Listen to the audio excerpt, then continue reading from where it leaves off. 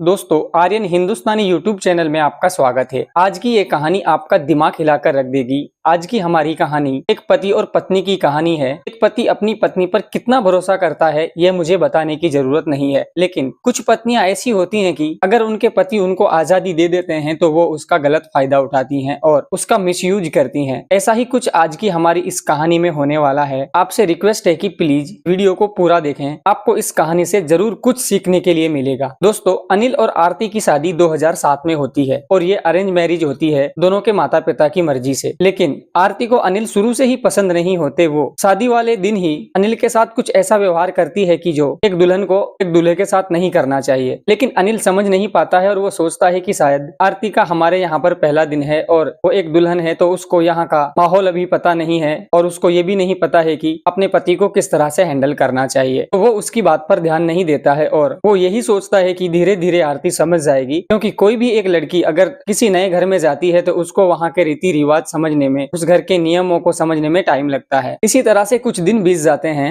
और एक रोज अनिल आरती से कहता है कि आरती, मैं कुछ काम से कहीं बाहर जा रहा हूँ और तुम जब तक मैं वापस नहीं आ जाता या तो अपने गाँव चली जाओ या फिर यहीं पे रह सकती हो, ये मैं तुम पर छोड़ता हूँ। लेकिन आरती कहती है, ठीक है अनिल, तुम कितने दिन में वापस आ जाओगे? तो अनिल कहता है कि मैं बहुत जल्द वापस आ जाऊंगा, लेकिन लगभग मुझे 10 से 12 दिन का टाइम लग जाएगा, क्योंकि अनिल एक बिजनेस के सिलसिले में घर से बाहर जाते हैं और आरती अनिल को घर से छोड़ने के लिए रेलवे स्टेशन तक जाती है और अनिल को छोड़कर वापस घर आती है। पता नहीं अनिल को ऐसा क्या काम लग जाता है कि अनिल आरती को 2 दिन तक फोन नहीं कर पाता और आरती भी अनिल को कॉल करने का प्रयास करती है, लेकिन अनिल का कॉल नहीं लगता। तो आरती घबरा जाती है और अपने फैमिली वालों से कहती है कि क्या आपके पास अनिल का फोन आया? अपने सास ससुर से पूछती है, लेकिन वो भी मना कर देते हैं। आरती को बहुत ज्यादा टेंशन होने लगती है और वो अपने सास ससुर से कहती है कि हमें तुरंत ही जाकर पुलिस स्टेशन में कंप्लेंट करनी चाहिए, क्योंकि उनको 2 दिन हो गए हैं और उन्होंने अभी तक मुझे भी कॉल नहीं किया और आपको भी कॉल नहीं किया। मुझे कुछ ठीक नहीं लग रहा है। जब तक आरती और उसके सास ससुर पुलिस स्टेशन जाते, उससे पहले ही अनिल का कॉल आरती के पास आ जाता है और वो कहता है कि आरती, मेरा मोबाइल कहीं गिर गया था, ये मैंने नया मोबाइल लिया है और इस वजह से मैं तुम्हें फोन नहीं कर पाया। मेरी वजह से तुम परेशान तो नहीं हुई? तो आरती अनिल के साथ लड़ती है, झगड़ती है और कहती है कि तुम्हें पता है हम यहाँ पर कितनी टेंशन में आ गए थे, हमें तुम्हारी कितनी फिक्र होने लगी थी। अनिल कहता है, इसमें मैं कर भी क्या सकता था, क्योंकि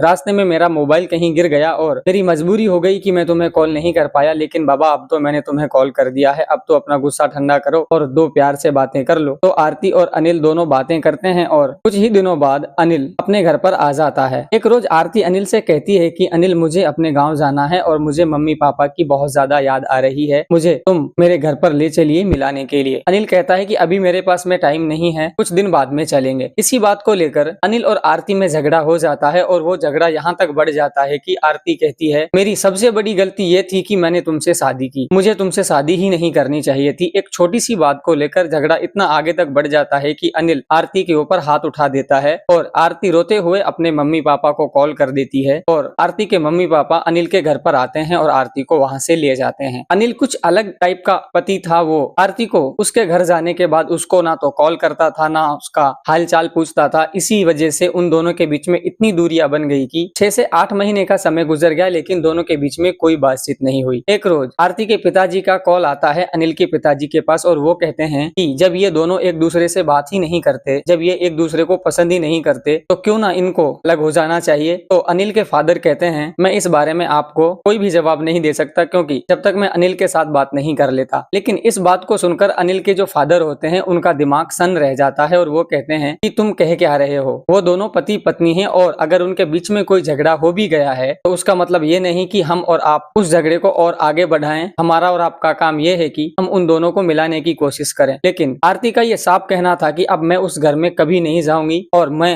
अनिल के साथ अपनी जिंदगी नहीं बिता सकती। जैसे ही ये बातें अनिल को पता चलती हैं तो अनिल भी कह देता है कि मैं भी आरती के साथ नहीं रह सकता और अगर उन लोगों को ऐसा करना ठीक लग रहा है तो मैं इसके लिए तैयार हूँ। अनिल अपने ससुर को फोन करता है और कहता है कि आपने मेरे पापा जी से कॉल करके ये सारी बातें कही हैं, अगर आपकी बेटी और आप इस चीज के लिए रेडी हो तो मैं भी इस चीज के लिए तैयार हूँ। दोस्तों, आगे इस कहानी में क्या होगा क्या नहीं, ये आपको अगले पार्ट में मालूम चलेगा। आपको लगता है कि क्या अनिल और आरती इन दोनों में तलाक होगा या फिर ये दोनों फिर से मिल जाएंगे? इसके लिए आपको इस कहानी का अगला भाग देखना होगा। अगर आपको ये कहानी अच्छी लग रही है तो प्लीज हमारे चैनल को सब्सक्राइब जरूर करें और वीडियो को लाइक करें।